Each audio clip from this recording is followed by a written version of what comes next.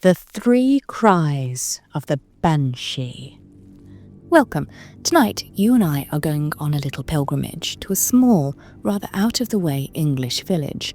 We're going to the place where 3 members of the same household are buried after a dreadful encounter with a foretelling shriek in the night. Was it really a banshee?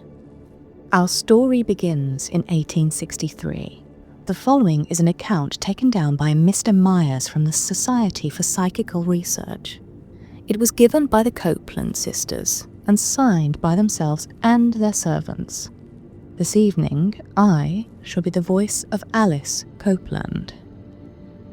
In June 1863, my sister and I were both awoken from sleep at our home by a wailing sound.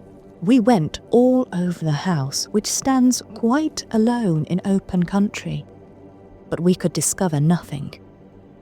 On this occasion, neither our mother nor any servants were woke by the noise, but we found our favourite bulldog, a very courageous animal, trembling with fear, his nose thrust into billets of firewood which were kept under the stairs.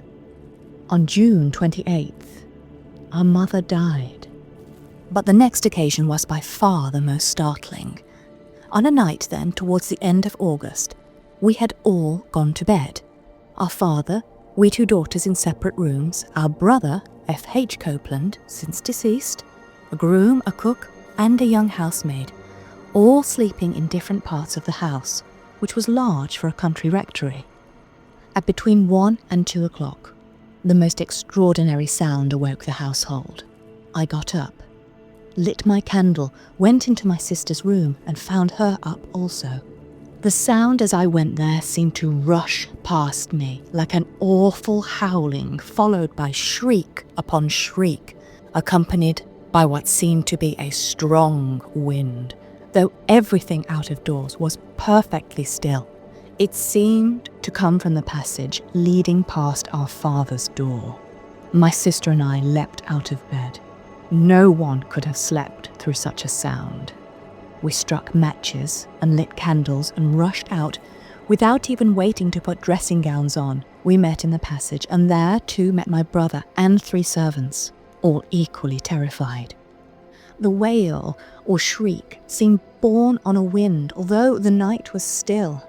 It seemed inside the house, among the rafters, and after a time, which might perhaps be a minute or more, it seemed to pass out of a window and died suddenly away. In great alarm, we went into our father's room, but he was sleeping peacefully, not heavily, but quite undisturbed by the noise. Next morning at breakfast, we cautiously alluded to it, but he had heard nothing. We think it absolutely impossible that anyone in ordinary sleep could have slept through that noise, and can only suppose that the noise in some way did not sound to him. He died about a fortnight afterwards, on September the 9th, 1879. With regard to the gloomy character of the noise heard, we may add that our father, though personally happy to depart and full of faith, was for our sakes very reluctant to die just then, knowing that his death would leave us in much trouble of various kinds. In 1885, I, now Mrs. Treelaw, was married and living in my husband's house, the Firs, Bromyard. My sister, now herself Mrs. Gardiner, was staying with us, and my brother, F.H. Copeland, was living not 5 miles off at Upper House. He was not ill in the middle of May, but we 2 sisters, Emily Corbett and other servants, again heard the wail at night, though not as loudly as before. We got up from bed and looked about, but could find nothing. On May 26th, our brother died. So there is the account, darlings, for your consideration. And here I am, in the village, in the grounds of the rectory, in the very church where those whose death was foretold now lay in their peaceful repose. Somewhat ironically, the deaths listed in the local newspaper describe how the Reverend Copeland died quietly in his sleep. Don't laugh.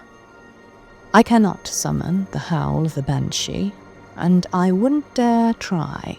But what I can do is what the sisters did.